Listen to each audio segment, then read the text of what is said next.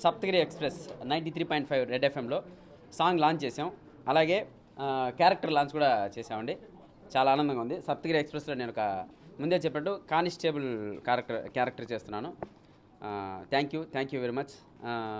Audio కూడా 6th మా power star Pawan Kalyan గారి చేతుల మీదుగా రిలీజ్ అవబోతుంది. ఇది నిజంగా మెగా అభిమానులకు ఒక పెద్ద పండుగ రోజు.